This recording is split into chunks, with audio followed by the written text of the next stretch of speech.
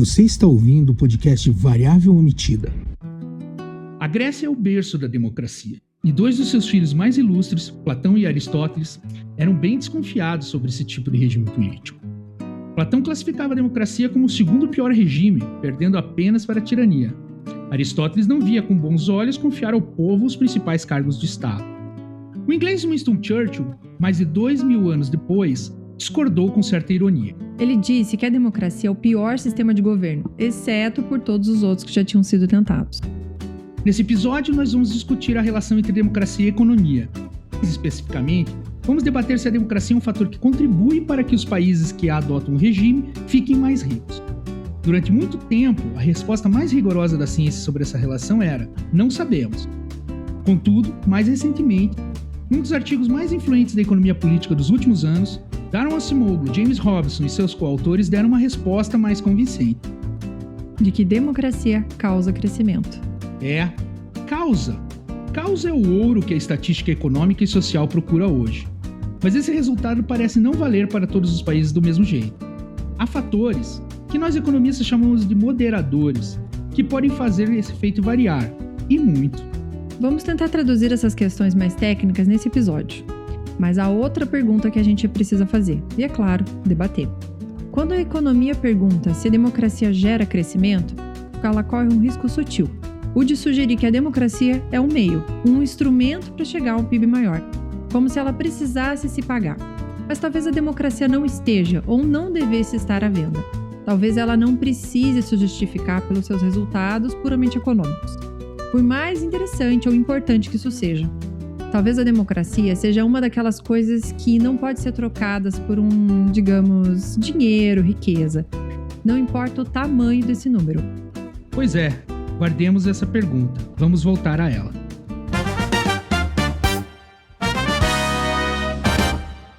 Você está ouvindo o podcast Variável Omitida. Aqui a gente discute tudo o que as evidências e os números mostram e também aquilo que eles não mostram. Pessoal, estamos aqui no podcast Variável Omitida. Eu sou o Marco Cavalieri, sou economista, doutor em economia e estou acompanhado aqui da Liz. Eu sou a Lisandra, sou economista, mestre em políticas públicas e agora estou fazendo aí meu doutorado em economia. Lisandra, para começar, a gente tem um assunto aqui que é sobre democracia e crescimento, mas nós escolhemos um nome diferente. Quer dizer, para os economistas nem tanto, mas diferente para o podcast, né? Que é Variável Omitida. Você tem alguma coisa a dizer sobre o nome aí? Quando a gente estava escolhendo o nosso nome, a gente ficou pensando, né? Como que a gente faz para falar sobre aquilo que não é falado, aquilo que fica de fora, aquilo que não está tão explícito, mas não tem como a gente ignorar. E é a variável omitida, né? Justamente porque não dá para a gente considerar tudo quando a gente está falando sobre as coisas. Mas pelo menos uma coisa que ficou de fora a gente consegue observar. Com certeza. Eu acho que encontrar as variáveis omitidas, né, é um grande desafio técnico e científico da econometria, né? E a variável omitida é sempre o desafio científico. Eu gosto de ver o nosso podcast, se não inteiramente, mas uma boa parte com um podcast de ciência, né? E o desafio científico a ser vencido, eu acho que é encontrar as variáveis omitidas. Mas é claro que a gente usa aqui num sentido metafórico, né? Porque a gente vai recorrer a várias outras coisas que não são só os números e a econometria para encontrar as variáveis omitidas, não é? Exatamente. Quando a gente está falando aqui, né, no nosso podcast da variável omitida, não necessariamente a gente está falando da econometria, né? Mas a gente está falando de tudo aquilo que pode não estar sendo considerado, né? Ou aquilo que deveria estar sendo considerado, aquilo que a gente poderia tentar observar dentro de análises, dentro da própria observação da economia, da política pública, do governo de maneira geral, né? E fora do governo também, né? Da nossa vida também. Perfeito. E eu acho que o tema desse episódio, né? O jeito que a gente quer terminar ele é justamente talvez a variável omitida mais importante nessa relação ou na existência da democracia como regime político, eu acho até, né? Então vamos entrar na questão? Vamos lá. Então tá. Então é o seguinte, olha, a nossa questão é assim, né? E é uma questão que já é um tanto tradicional, né? E muita gente tenta responder há algum tempo, cientistas políticos e economistas principalmente, que é a relação entre democracia e economia, mas mais especificamente a relação entre democracia e crescimento econômico. E aqui a gente tem que pontuar uma coisa, né, que é até um dos problemas de como mensurar essa relação, que é assim, admite-se, é razoável admitir que democracia causa crescimento econômico.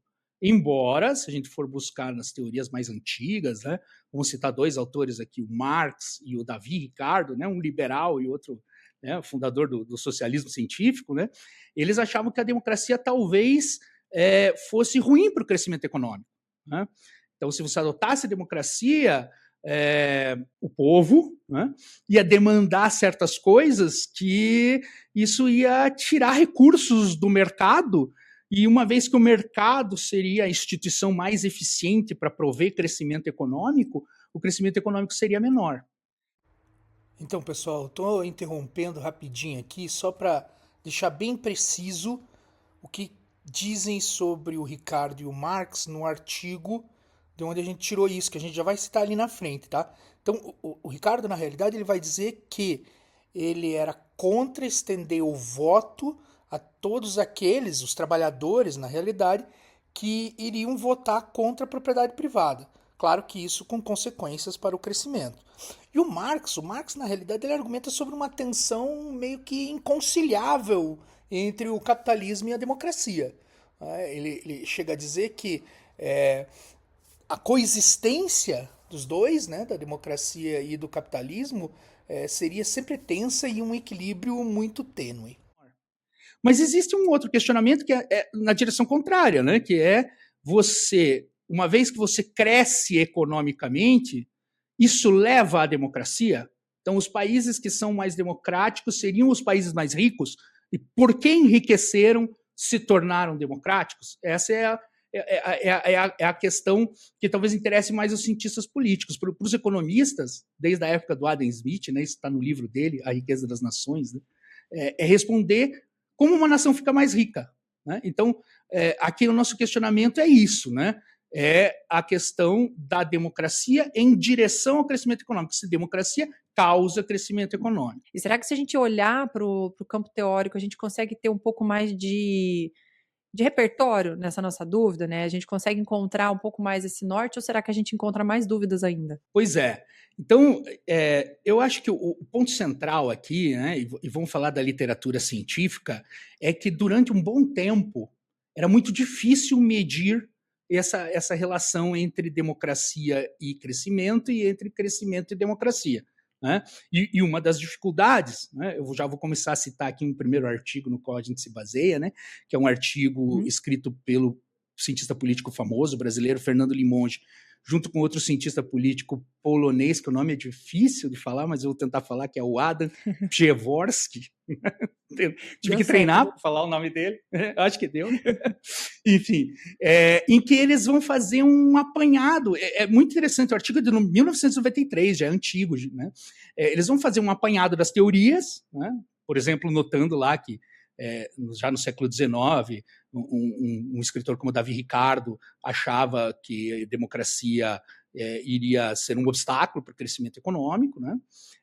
Eles vão falar de outras teorias, vão falar, por exemplo, da teoria de autores mais liberais de hoje em dia, como Douglas North, e aí Douglas North dizendo, não, mas a democracia vai ser muito boa para o crescimento econômico, porque ela garante propriedade privada, ela garante que interesses escusos fiquem longe do governo, porque você vai ter, né, um equilíbrio democrático que vai ser mais difícil para esses interesses entrarem no governo. Eles citam também alguns teóricos que vão dizer o contrário, né? Vão dizer, não, mas justamente quando você tem democracia é que esses interesses escusos vão ocupar o governo. E eles vão fazer também uma análise dos estudos que vieram antes deles, né, tentando identificar, tentando achar essa causação, né, de democracia para crescimento econômico, e a conclusão que eles tiram lá não há conclusão. Né? Alguns estudos dizem que sim, alguns outros estudos dizem que não, alguns estudos dizem que sob determinadas condições sim, alguns outros estudos dizem que sob determinadas condições não. Né? É um artigo muito interessante, principalmente essa recuperação teórica do começo eu acho muito interessante. Né?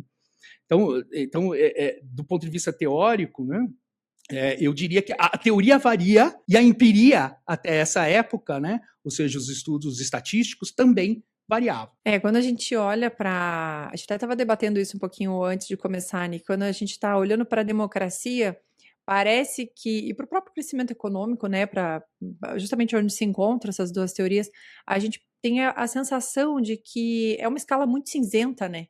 E cada pessoa, cada teórico vai ter realmente uma visão diferente. E a gente vê que, inclusive, existem debates até mais populares, né, sobre o que seria a democracia, né? E a sensação que as pessoas têm da democracia. Então, a democracia, de fato, você vê o teu país crescer financeiramente, economicamente, ou a democracia é você observar a distribuição de renda, você vê que todo mundo tem as mesmas oportunidades. Ou será que a democracia é que a gente consiga ter acesso a liberdades civis, né, acesso à liberdade individual mesmo, né? Então, o próprio processo da democracia, ele já deixa essa dúvida, né? Então, se a gente olhar para a teoria e perceber que os teóricos são diferentes, não é por acaso, né? Porque realmente existe... É uma coisa que acho que foi tão disseminada ao longo da história e ela vem sendo reinterpretada em tantas culturas e contextos diferentes que ela vem sendo vista de uma maneira diferente mesmo. E é interessante que se a gente olhar para outros países, que até, por exemplo, se a gente olhar para a questão da China, né, que é o debate que sempre se vem, né, a gente sempre volta para falar a coisa da China, se a gente olhar para a China, existe, né, aquela questão que todo mundo fica falando, a China não é uma democracia, mas quando você olha lá para dentro da China, o pessoal lá vai falar, não, aqui é uma democracia porque eu tenho que comer, eu tenho acesso aos recursos básicos necessários, então as interpretações, elas também mudam. É claro que a gente está comparando, né, o Ocidente com, né, tipo, são culturas diferentes. Mas isso isso varia também, né? E como que a gente faz para conseguir chegar ao mais próximo possível de capturar esses diferentes efeitos, né? Esses diferentes indicadores, né? Ou seja, a gente tentar capturar as variáveis obtidas que ficam, né, no meio desse debate, no meio dessa variedade de cultura, de opiniões, e ao longo do tempo também, porque a gente está falando em 2026, mas o que vem no futuro, né, nunca se sabe. Perfeito. E assim, o fato de a definição de democracia, por exemplo, poder ser local, culturalmente local, né, complica bastante a definição do termo. Né? Os cientistas sociais, claro, né, e acho que os cientistas políticos principalmente, quando você fala de um conceito como esse, né, vão sempre reconhecer que definir isso é muito complexo. Né? Mas o fato é que, e principalmente se nós estamos falando de mensurar, de medir alguma coisa, você tem que chegar numa definição. Né? E alguma coisa tem que ter, né? Algum norte tem que ter. Algum norte você tem que ter. Eu gosto de dizer que em ciência, assim, né, nas ciências da saúde, né, que são ciências, vamos dizer, ciências duras, ao contrário das ciências sociais, às vezes se faz essa separação, né, você não tem cura para todas as doenças. Né? Às vezes você tem remédios que têm efeito colateral, mas mesmo assim você vai dar para o paciente para a pessoa melhorar. Né? E ciência social tem isso também. Né? Então a gente não tem resposta para todas as coisas. Não é possível chegar aqui e dar uma definição. Veja, nem do outro lado do que a gente está tratando, que é o PIB, né? O Produto Interno Bruto, o crescimento, a riqueza de um país, a mensuração dessa riqueza já é controversa.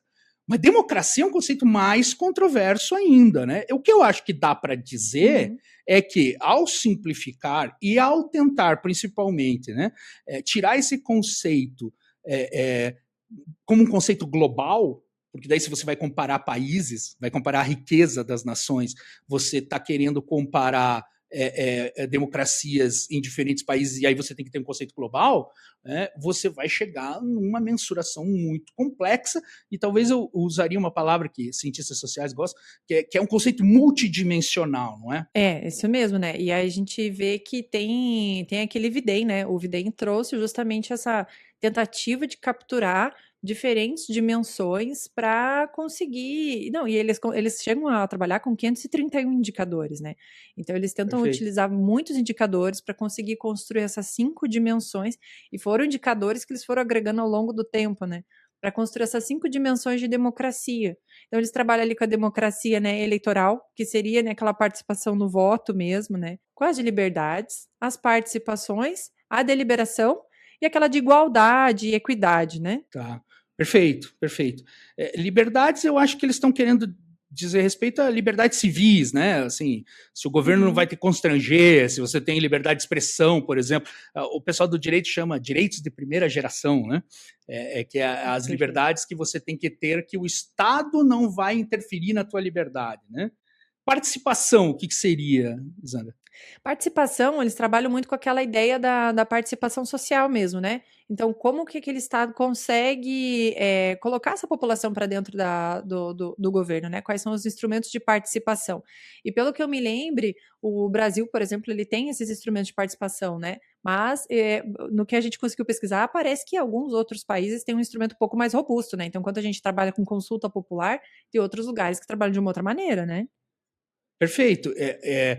Acho que o que você está falando aqui é a existência do referendo e do plebiscito, por exemplo, né? Talvez seja, talvez não, né? Com certeza, eu acho que o que eles querem capturar ali existe participação democrática para além só de eleger os representantes, eleger chefes de executivo, eleger pessoas para o legislativo, né?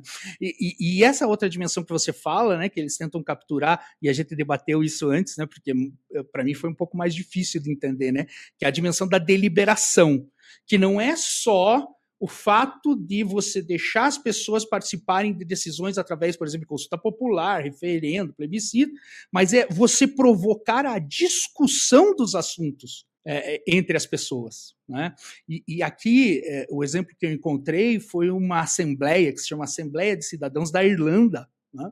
Em que alguns debates públicos, às vezes muito polêmicos, são levados para um grupo de cidadãos que, pelo que eu entendi da metodologia, são sorteados, né? Uma coisa meio Grécia Antiga, assim, né? Eles são sorteados para participar, e aí esse grupo de cidadãos e cidadãs discute a questão e se faz uma espécie de um parecer, se faz uma deliberação ali, né?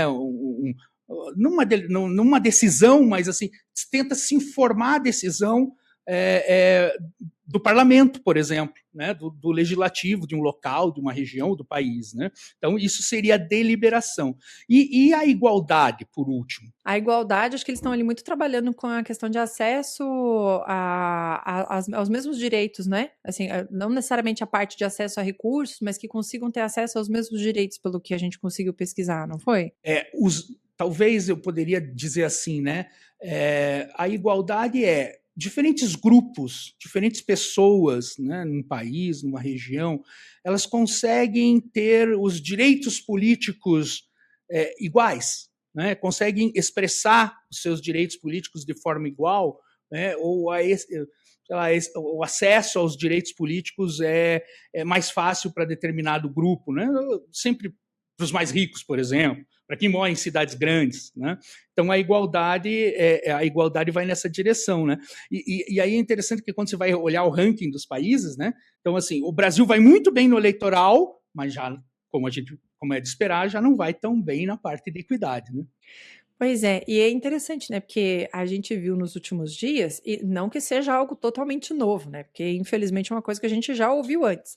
Mas a gente viu nos últimos dias, por exemplo, um debate, uma pessoa, né, se manifestando no sentido de que a gente fosse tirar o direito ao voto a alguns grupos, né? E isso não é uma novidade, porque agora, né, recentemente, nos últimos dias, se manifestaram em relação à questão do voto feminino. Mas isso não é uma novidade, porque quando a gente vê o resultado eleitoral, a gente vê que uma grande quantidade da população fica revoltada com aquele resultado, e aí ela vai no sentido de, aquele grupo não sabe votar, ou aquela região não sabe votar, porque não votaram no candidato dele. Só que aí você vê só como é curioso, porque isso, se a gente fosse olhar com o olhar do Videm ali, a gente ia perceber que esse é um tipo de posicionamento que enfraquece o processo democrático. Ainda que, segundo uma pesquisa do Datafolha ali de 2024, 69% da população é favorável à democracia. Então, assim, para 69% da população, esse é o regime das muitas escolhas que você poderia ter, esse é o regime ideal. Mas quando a gente olha para o campo ali, no momento do vamos ver, o pessoal se manifesta dessa maneira, né? Na maneira de tirar direito a voto ou qualquer coisa assim. Ainda que a gente olhando para essas dimensões, a gente veja que tem outras maneiras de democracia que não é só o voto, né? Só o processo do voto mesmo. Sim, isso que você citou, assim, pode me chamar até um pouco de politicamente ingênuo, mas para mim essa era uma coisa tão estabelecida que, assim, ninguém vai contestar isso. Espera aí, se eu estou contestando o voto das mulheres, inclusive eu estou contestando o voto da maioria da população, porque a maioria da população é mulher. Então, eu fiquei meio chocado, né? Então é isso mesmo. Exato. Então, assim, eu confesso que eu fiquei meio chocado ao ver, né, isso ser colocado em pauta. Tudo bem que é meio... o vídeo até é meio que um meme, né? Mas, meu Deus do céu, né? Sei lá, século XXI, a gente colocar isso em pauta, enfim, né? E isso diz respeito a essa última dimensão da igualdade, né? Assim, se então é uma parte da população, que antigamente você tinha lá o chamado voto censitário, né? O cara tinha que ter tanto de terra, o cara tinha que ter uma renda anual de não sei quanto lá para poder votar, né? Então, era um voto exclusivo, e onde você justamente não teria, né, então, a igualdade no acesso à democracia, no acesso à representatividade, assim, no seu ideal, que seria ter uma igualdade. Né? Claro, esse Videm ele vai carregar valores também, né? E eu acho que os valores aqui são valores mais ocidentais, liberais, não acha? Sim, e até inclusive que quando você estava falando, eu estava me lembrando que muitos anos atrás, quando eu estava no meu mestrado, a gente estava fazendo uma disciplina sobre representatividade mesmo, né? E sobre participação representativa mesmo, né? A forma como isso influencia a construção das políticas públicas.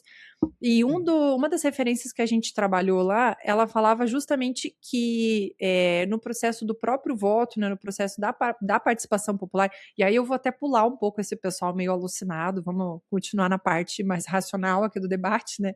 Mas assim, essa referência trazia assim que quando a gente está fazendo essa participação popular através do voto, não necessariamente aquela pessoa que a gente está votando vai levar exatamente a pauta que a gente quer que leve, né? E aí daí também a importância da gente fortalecer outros processos de participação e até de deliberação mesmo, né? Porque você está votando num representante. O representante ele vai ser o mais próximo possível daquilo que você gostaria que tivesse lá. Mas não necessariamente o mais próximo possível é o que realmente representa a tua realidade, né? O que representa a realidade daquela população. E aí, para cobrar, para participar mesmo, para levar as políticas públicas que são necessárias, exige, né, essa troca, realmente essa participação até para além do voto. Então, o voto é fundamental, mas ele é a primeira parte, né? Então, daí também toda a importância de a gente olhar essas outras dimensões. E o outro ponto que eu acho interessante, a gente olhando para o lado da economia mesmo, é que quando a gente tem esse processo democrático, né, aí todas as dimensões mesmo, me parece que fica meio implícito, de alguma maneira fica implícito, assim, a expectativa de que você vai ter um crescimento econômico de uma maneira igualitária, né? Porque a pessoa, a sensação talvez popular seja assim, não, se eu estou participando do processo, se eu estou votando, se eu tenho direito a ter participação, se eu tenho acesso às minhas liberdades, em que eu posso falar o que eu acredito, exigir o que eu acho que tem que ser feito, aonde tem que ser feito, eu tenho órgãos de deliberação e tal, então se você tem todo esse arcabouço fortalecido, a sensação ali que fica popular é que o único destino inevitável é que você vai ter um crescimento e que esse crescimento vai ser igualitário, já que está todo mundo participando, né? E aí a gente volta para o nosso ponto. Será que isso realmente acontece? Como que isso acontece, né? A democracia realmente favorece esse crescimento, né? Ela realmente favorece, talvez até esse processo distributivo, ou não, é só o crescimento mesmo, porque esse é um outro ponto também, né? Crescer não é a mesma coisa que distribuir, né? Claro. Não, exato. Enfim, né? Nós sabemos como... Enfim, né, a gente pensa muito parecido, né? E eu acho que isso está embutido na adoção da democracia, né? Ou seja, você adotar a democracia, a sociedade vai ser melhor para todos. Né? Aliás, isso é sei lá, para mim é meio que um pressuposto. Né? Mas no centro da nossa questão, né, se uma vez adotada a democracia, e depois lá no final do episódio a gente vai contestar um pouco essa ideia, né? Que essa ideia não pode ser trazida tão limpa assim, né? Uma vez adotada a democracia, uma sociedade cresce mais, fica mais rica, né? E aí, a gente acabou de citar o artigo do Fernando Limonge e do Adam Przeworski, né, em que eles vão dizer assim, a literatura não sabe. Né? A gente não conseguia dar uma resposta. Tá? E a partir de um determinado momento, né, os economistas, e aí é uma coisa científica mesmo, né, na medida em que os métodos vão evoluindo, você vai conseguindo dar respostas a coisas que você não conseguia anteriormente. Né? E talvez o artigo, eu vou arriscar aqui dizer assim, talvez o artigo de economia política ou dessa econometria política mais famoso, né, recentemente, é um artigo de dois economistas que ganharam o Prêmio Nobel recentemente, né, o James Robinson e o Daron Acemoglu, né, com outros dois coautores, tá, em que ali parece muito convincente, né, o artigo está publicado numa revista super respeitada, que é o Journal of Political Economy, né, parece muito convincente a resposta que eles dão de que sim, né, democracia causa crescimento econômico. Não sei, né? A gente poderia falar que tem uma virada empírica, passa-se a aceitar esse resultado, será? Essa é uma boa questão. Essa é uma boa questão. Porque, bom, na ciência a gente sabe que tudo pode ser questionado, né? Tudo é questionável, aliás, tudo aquilo que não é questionável, então a gente não dá para falar que é ciência, né? Porque não existe verdade absoluta. E houveram novas produções, novos questionamentos, né? Ah, sem dúvida, sem dúvida. Eu acho que é isso, né? Quando você acha um resultado assim bem forte, você é bem convincente, né? O que os cientistas vão fazer, e eu acho que é isso que você falou, né? A tentativa de falsificar uma tese, né? Isso vem lá do filósofo da ciência, o Karl Popper, né? Então, eu vou tentar ver de outras formas para ver se aquele resultado está errado. E é isso que, exatamente como você disse, né? Talvez seja uma boa definição a discussão sobre isso, mas talvez seja uma boa discussão, uma boa definição do que é ciência. Né?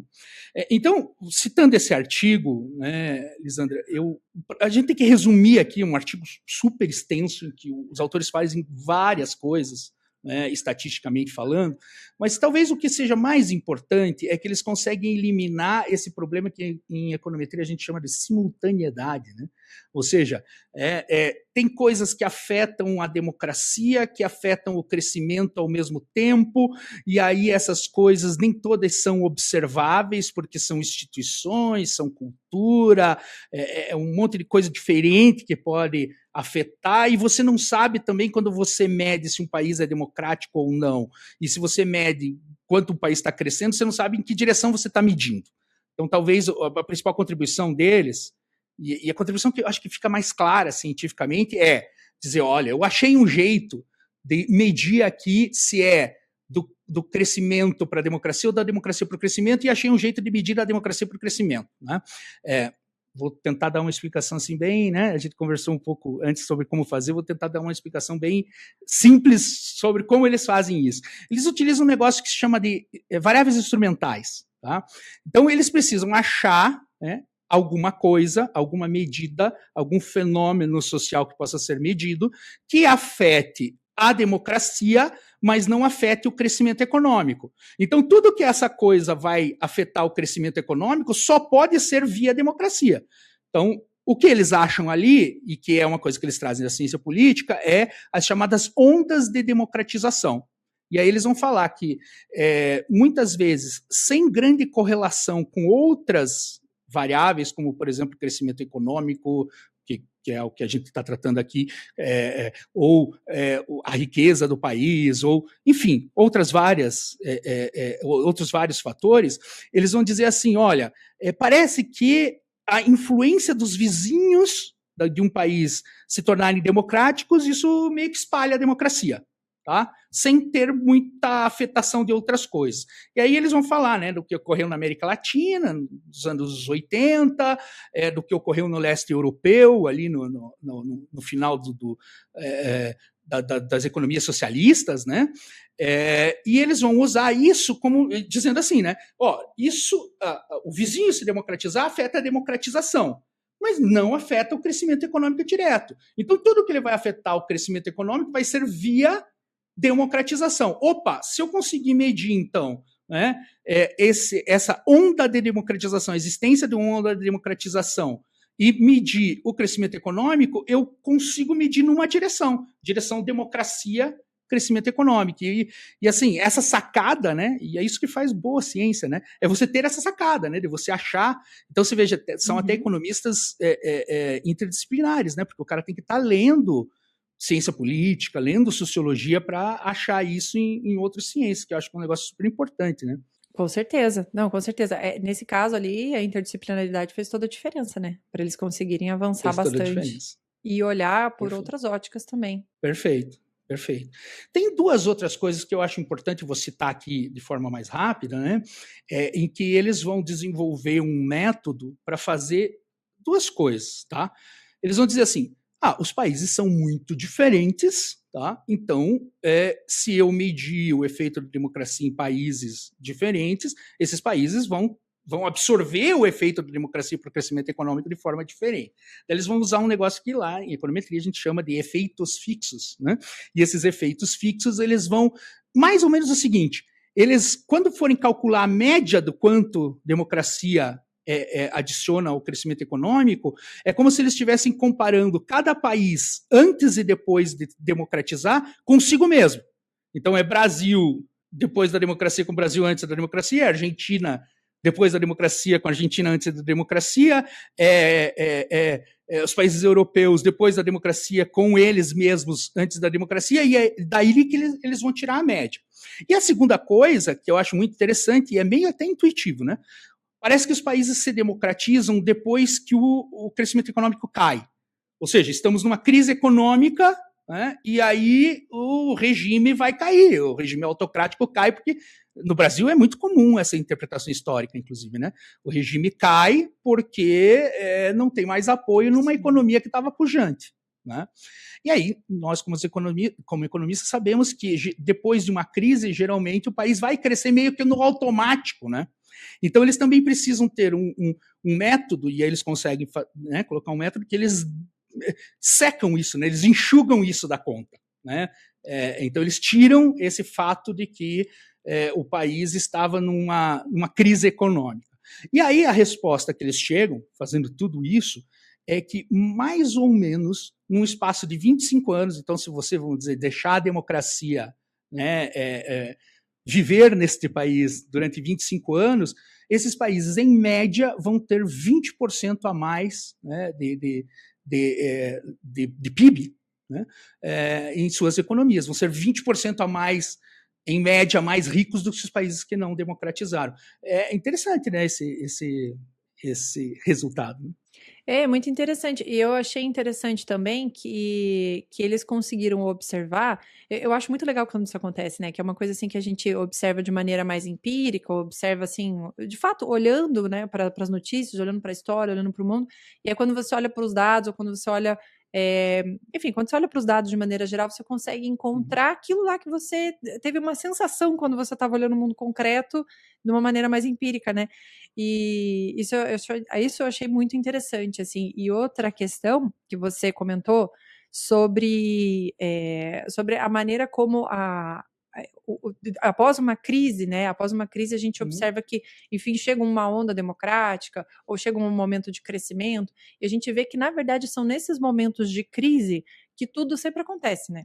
Então, porque parece que as pessoas anseiam por uma mudança radical que vai trazer os novos ares ou algo mais milagroso, assim, para aquele bem-estar que está tão acumulado lá dentro da pessoa, querendo viver um momento diferente.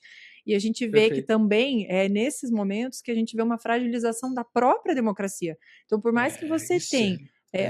né? Por mais que você tenha assim, estudos excelentes, ganhadores de Nobel, falando que 20% do crescimento, você pode ter 20% de crescimento quando se adota a democracia, no momento que tem um processo de instabilidade, não estou nem falando de instabilidade na democracia, mas na própria economia, que a gente sabe que a forma como a economia é construída hoje, a forma como ela é colocada hoje, o momento da crise ele é quase inevitável, né? É um momento de baixa, assim, tipo, ele vai chegar, não quer dizer que é uma crise, mas aquele momento de baixa ele vai chegar, é inevitável.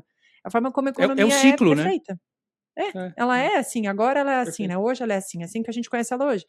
Então, assim, no momento que isso chega, parece que a primeira coisa que se faz é questionar os valores democráticos. E aí você veja que engraçado, a gente estava falando, engraçado não, mas curioso, a gente estava falando isso agora há pouco, né? Então você tem 69% no Brasil, você tem 69% da população sendo favorável à democracia, no entanto, no momento da eleição, existe uma tendência, aí não estou falando nem só do Brasil, estou falando do mundo todo, né?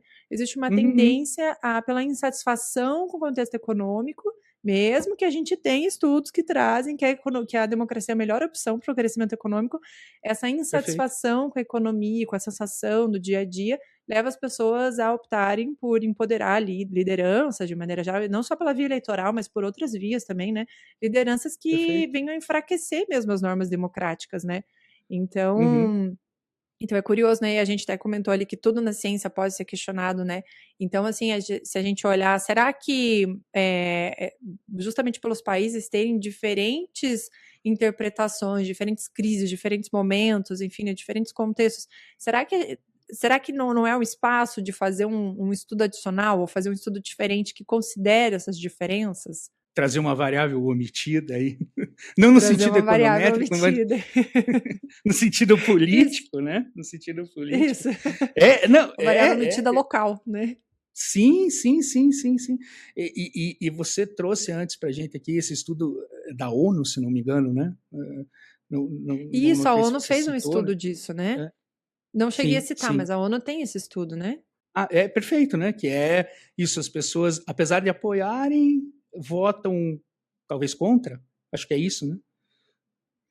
Eles tinham encontrado, né, curioso que eles também encontraram um valor muito semelhante à pesquisa do Datafolha ali, né, que 60, só que daí para eles foi 65%, estariam apoiando a democracia, como é que eles chamam ali de paradoxo da democracia, né, que apesar de apoiar a democracia, o pessoal acaba votando em outras lideranças que não vêm a fortalecer, né, a democracia. Mas assim, aí uma questão até paralela para a gente pensar, para a gente deixar aqui, né, que a democracia ela vem no pacotinho, né, no pacotinho do que a gente entende hoje como liberalismo, né, então ela vem naquele pacotinho que você tem as liberdades de voto, a liberdade individual, a liberdade, são vários pacotinhos de liberdade dentro do, né, então ela vem naquele kit, né, e a insatisfação com o sistema econômico liberal, ela é inevitável, porque é um sistema concentrador, né, então é inevitável que a pessoa vá ter, né? Em algum momento isso vai acontecer, essa insatisfação vai acontecer. Então, mas é muito curioso, né? Porque no momento da insatisfação, no lugar da pessoa olhar para a economia, ela olha para o sistema democrático. E talvez o problema não seja na democracia, e sim no sistema econômico, na maneira como ele está posto, né? Exatamente. Você estava falando de igualdade, a gente está falando de insatisfação, né? Tem uma coisa interessante no artigo do Acemoglu, James Robson, dos seus coautores, né?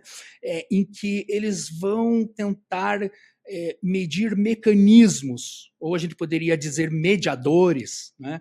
Que é assim, então se a democracia conduz ao crescimento, ela conduz através do quê? E veja, tem um mediador ali que me chama a atenção, que em inglês é social unrest, né? Eu vou falar assim, tensão social, né?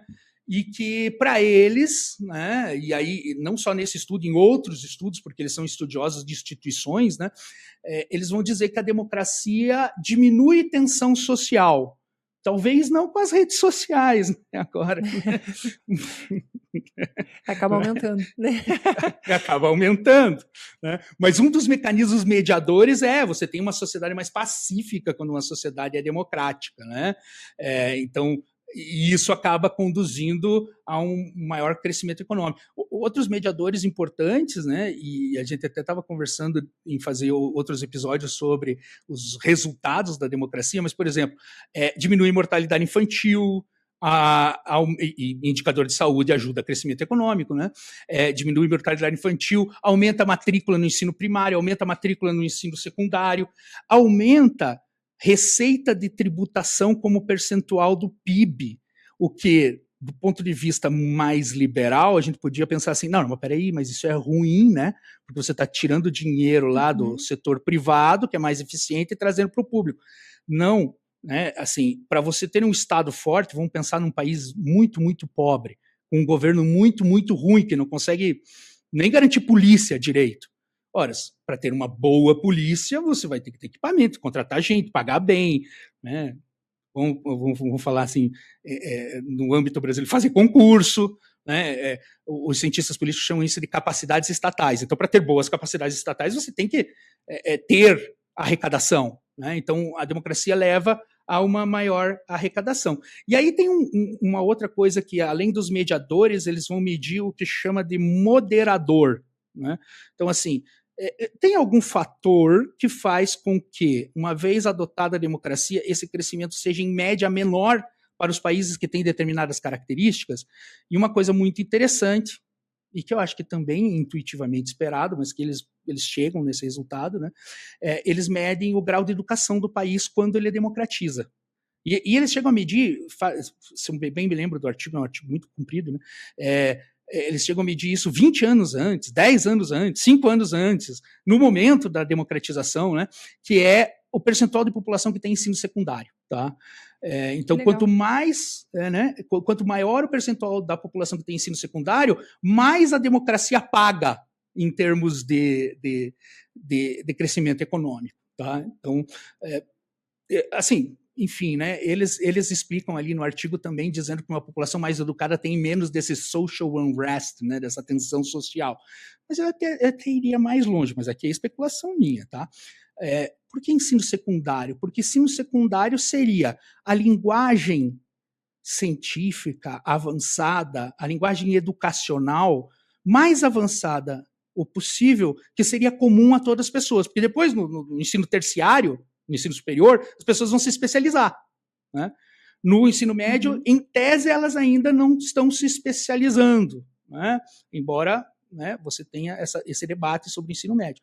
Então, esse é um ponto interessante, né? Assim, todo mundo está falando as mesmas linguagens, desenvolve os mesmos raciocínios, entende as mesmas coisas, o mais complexo possível no nível do ensino médio. Razoável, minha hipótese? Eu achei interessante. Eu confesso que eu fiquei pensando lembra lá no começo do episódio que você comentou que algumas referências falaram que eu pensei em outra coisa, eu não estava pensando nessa parte de educação, nessa dúvida em específico. Eu fiquei pensando lá no começo do episódio que você falou sobre alguns teóricos que não eram favoráveis à democracia, achavam que a democracia atrapalhava o processo econômico de maneira geral.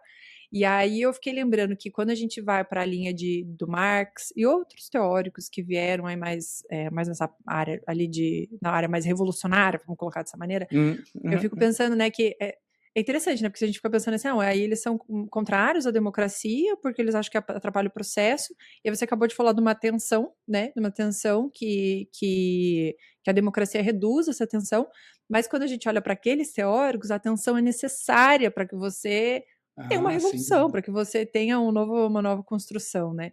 E aí é até interessante, porque hoje a gente vive em uma democracia muito bem construída, porque essa é uma questão também.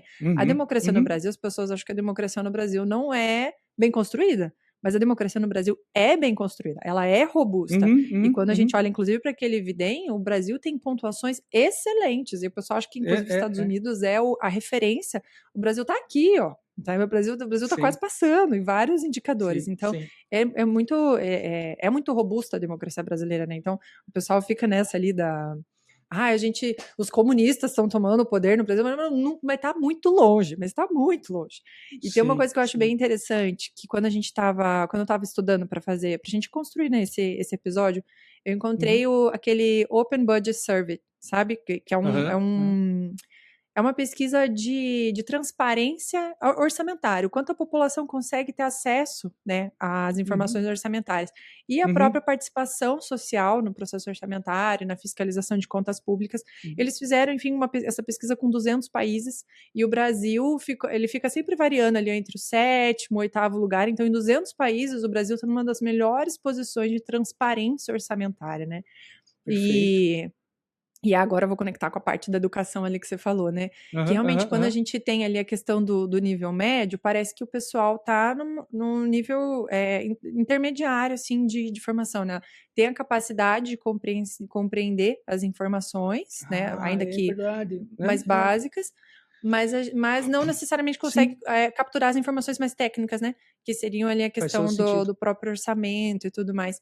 E aí eu vou conectar com mais uma coisa, que assim, a gente tem 69% da população, então, brasileira é favorável à democracia, e pelo que a gente viu ali, quase 70% nessa mesma pesquisa daquelas pessoas acreditam que a gente passou muito perto de ter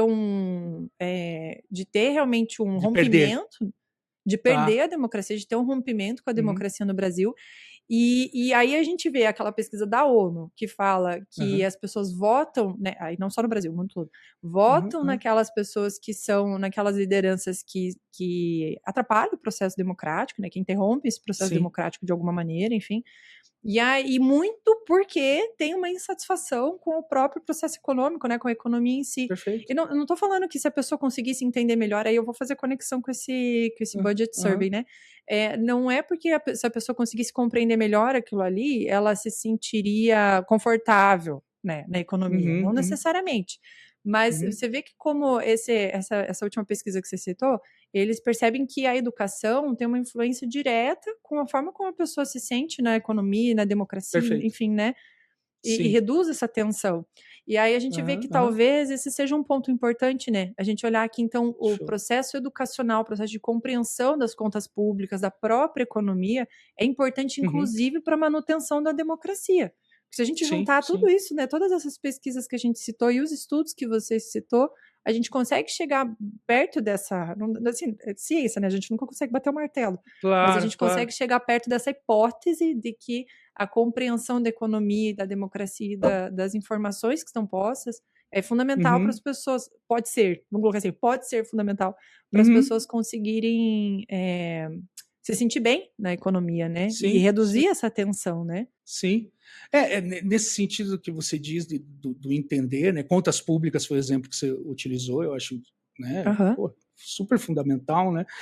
Entender, será que eu poderia dizer assim, entender as propostas dos políticos também, né? Você precisa ter um certo grau de educação para entender as propostas, né?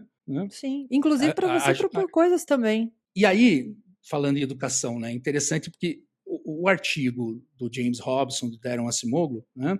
Ele é de 2019, tá? Recente, né? Recente. E aí, lógico, né? A gente aprende isso quando a gente estuda, aprende pesquisa, mestrado, doutorado, né? Eu fui atrás, bom, mas depois disso tem mais gente, né? Escrevendo sobre isso. Que mais como que você fala, já né? citou, o que mais que falam, né? E aí tem um artigo que eu achei que foi o mais interessante para o episódio, né, que eu achei desses depois do artigo do Acemoglu, e ele faz questão de fazer o seguinte, ele faz questão de usar a mesma base de dados, tá? Que são, se não me engano, cerca de 170 países de 1960, esqueci de dizer isso lá atrás, né? 170 países de 1960 até 2008, eu acho, 2010, alguma coisa assim, tá? E aí, sobre educação, esse outro autor, que é o Marcus Eberhard, publicou numa revista European Economic Review, acho que esse é o nome da revista, nós vamos colocar aqui, né, as referências para quem está vendo o vídeo. Ele pega uma outra coisa de educação para medir. Ele mede quanto a democracia paga em crescimento econômico usando a taxa de alfabetização, que é muito mais básico do que o ensino secundário, né? E o resultado que ele tem é mais ou menos o mesmo. Tá? Ou seja, países que têm uma taxa de alfabetização maior são os países que aproveitam melhor, vamos dizer assim, a democratização.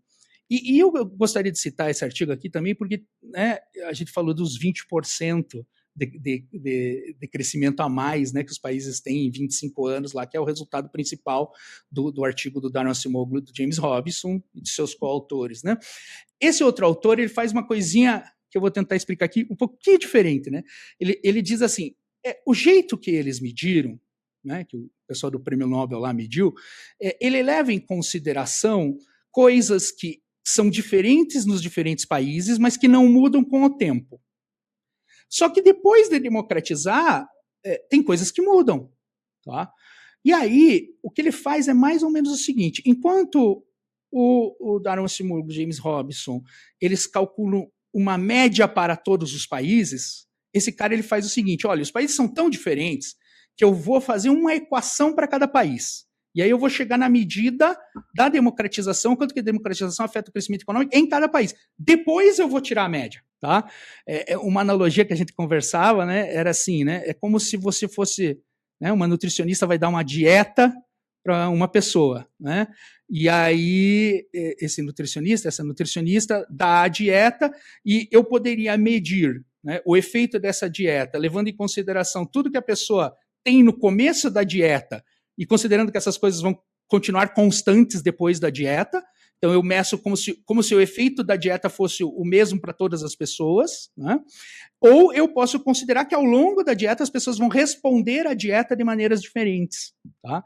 E aí, quando ele faz isso, e aí eu não sou o especialista em econometria para julgar se o que ele fez está mais certo ou mais errado, mas ele atenua um pouco. Ele diz assim, olha, mas os países são tão diferentes que a democracia se paga de forma diferente. E aí ele diz assim, olha, eu poderia dizer aqui que calculando uma equação para cada país, tirando um coeficiente, a gente fala assim, né, uma média para cada país, e depois fazendo a média, o crescimento é mais ou menos, pouco menos da metade do que esses autores chegaram. Mas aí ele vai dizer, e eu acho que isso aqui seria o central da nossa resposta, né?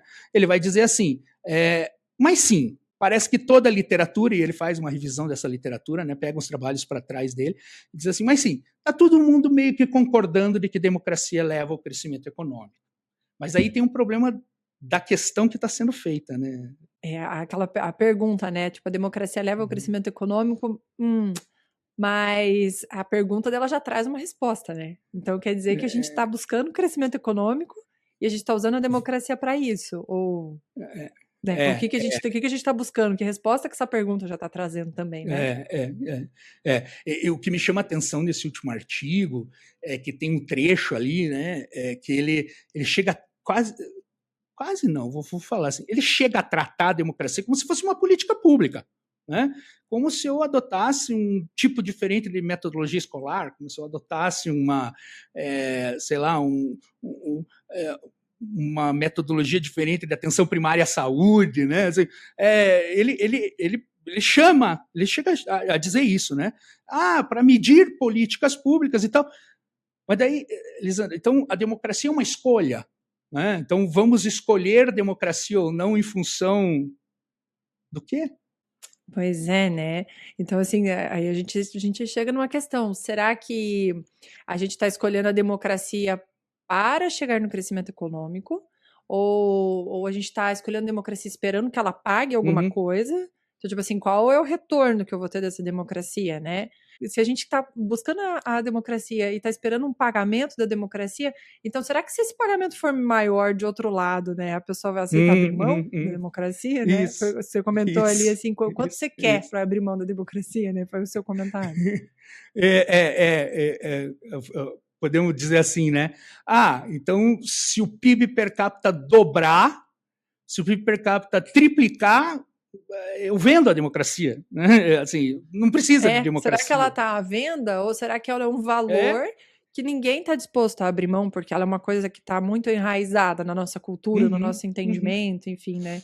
Mas aí a gente volta à questão, será que ela realmente precisa se pagar ou ela é um valor para a gente? Ela é um valor para a sociedade? Esse é o central da variável omitida metafórica do episódio, né? Né? E Lisandra, é uma coisa super interessante, porque assim, no artigo do Darren Acemoglu e do James Robinson, na introdução, eles citam alguns autores que são autores contemporâneos, eu poderia dizer, né, da economia, bem famosos, e que esses autores, e aí eu acho a parte mais complexa da coisa, mais complicada, vou dizer complicada, não é complexa, complicada, induzindo que talvez, e essa é uma ideia presente em autores da economia do século XX, né, de que democracia talvez não seja a melhor coisa para países muito pobres. E aí a democracia não curioso. Né? Curioso. Então, países muito pobres não podem, tem que ser rico para adotar a democracia, né? É meio estranho, né? Porque daí a gente volta... Bom, aí a gente sempre pode voltar naquela ideia que no período militar se falava, né, de que primeiro você precisa crescer para depois você distribuir. É sempre essa história, né, de que alguém tem que pagar a conta até que chegue o momento da participação, né, e normalmente é o pobre, né, o pobre tem que pagar a conta até chegar o momento de algum pobre brilhar, né. Então, realmente, assim, será? Então, numa dessa, ela não precisa ser paga, né, numa dessa, ela por si só já é um valor, e efetivamente acaba sendo uma escolha, né? Ele colocou ali, o autor colocou que seria uma escolha, realmente pode ser uma escolha, né? Mas uma escolha estratégica, não é uma escolha desprovida de estratégia, né? Ou de objetivo. Não, e assim, tem aquela coisa, né? O brasileiro não sabe votar, né? Sempre sempre volta essa ideia. Eu acho que isso é muito da perspectiva de quem fala, né? Todo mundo, mesmo que a pessoa nem lembre em quem votou, por exemplo, para deputado e deputada na última eleição, mas a pessoa sempre vai considerar assim, não, eu não voto errado, mas aqueles lá daquela região, ou aqueles lá que são, né, empresários, ou os que não são empresários, aqueles que são comunistas, ou aqueles que são liberais, sei lá, sempre vai ter um grupo para você jogar a culpa. Eles que não sabem votar, né? Enfim, né? A gente tem essa tendência à racionalização, né? De, poxa, se todo mundo votasse como eu, a coisa estaria dando certo. Sim, essa é uma tendência mesmo, né? E acho que é nessas aí que mora o perigo, né? De que a gente estava falando lá no começo do episódio. Então tem que tirar o direito a voto, tem que tirar o direito de participação. Isso. Não, também essa semana teve a polêmica de que mulher não saberia votar, né? Teve um cara que disse isso aí. E que aí eu acho que, fora ele, 100% dos políticos que foram dar declaração sobre isso tiveram que dar declaração, né? Ainda que você até possa pensar assim, puxa, mas eu acho que esse cara não concorda com isso, ele concorda com o que o cara disse, né? Mas, enfim, né? Todo mundo teve que ir lá, né, e dizer, não, mas o que o cara falou é um absurdo. Eu acho que talvez uma conclusão boa para a gente aqui é que é fazer a pergunta, né? E eu gosto de citar uma autora que é a Joan Robinson, para mim uma das maiores economistas do século XX, né? Ela diz assim, toda pergunta que você faz em ciência social tem valores, né? Tem ideologia, né? Ou seja, você tem uma forma na tua cabeça de organizar o mundo, de como você vê que o mundo deve ser organizado, que faz você fazer a pergunta. E a gente tem que ter em mente, eu acho, né, que algumas coisas a gente pode tomar, pelo menos nós aqui concordamos e fazemos esse podcast junto porque nós concordamos, né, Lisandro? Então, assim, algumas coisas a gente pode concordar que estão acima, né, que são valores, talvez a democracia seja um desses que, quando você faz, não é que é proibido fazer pergunta, né, eu acho muito ruim proibir fazer pergunta em ciência, né, mas que você tem que ter consciência da pergunta, que, assim, talvez democracia na nossa sociedade não seja uma política pública adotável ou não adotável, né? Eu vou medir o quanto que a democracia paga, esse termo que a gente está usando aqui é muito bom, porque ele é bem econômico, né? Quanto que ela paga. Mas, ao mesmo tempo que eu faço essa pergunta, né, eu tenho que estar consciente de que essa pergunta pode ser interpretada justamente naquilo que você disse, do paradoxo da democracia. Bom, mas então se a democracia não está funcionando, eu quero abrir mão dela. Acho que você concorda comigo, né, que talvez no Brasil a democracia seja um valor. Eu acredito que sim. Acredito que a democracia no Brasil é um valor e acho que, então, talvez no momento de crise ou de instabilidade, a pessoa recorra a questionar aquilo que estava dado como certo, né? Não, você está errado, então eu preciso de uma revolução aqui, preciso mudar completamente a vida, o que a gente vive aqui, para ser confortável novamente. E aí talvez ela passe a questionar valores que não são questionáveis dentro do que a gente conhece e vive aqui, né? Que é o caso da democracia. Então, acho que a gente pode encerrar dizendo, né, que há esse resultado. Eu acho que esse resultado é bastante, vou usar uma palavra que os economistas gostam, né, bastante robusto, né, de que democracia, sim, causa, né, é uma instituição, né, que está entre as causas do crescimento econômico. Mas o alerta é isso, né? De sempre que você faz uma questão, questionar os valores que podem ser derivados. Eu não estou dizendo que os autores têm determinados valores ao fazer esse questionamento, né? Mas eu estou dizendo assim que pode induzir pensamentos que não correspondem aos valores mais aceitos da sociedade, né? Enfim, é importante você reconhecer que a pergunta tem valor, tem ideologia e pode ser interpretada de vários modos, né? Acho que podemos encerrar por aqui, né? O que você acha? Acho que podemos. A gente encerra aqui sendo um daqueles episódios, o primeiro episódio de muitos, de que a gente entra com a pergunta e sai com 10, né? Então eu acho que sim, acho que a gente chegou no final do nosso episódio. Então, Lisandra, eu quero, acho que agradecer quem nos acompanhou até aqui. Esse é um episódio piloto. Vamos ter vários outros episódios do Variável Omitida. É isso aí, então, pessoal. Muito obrigada. Até a próxima.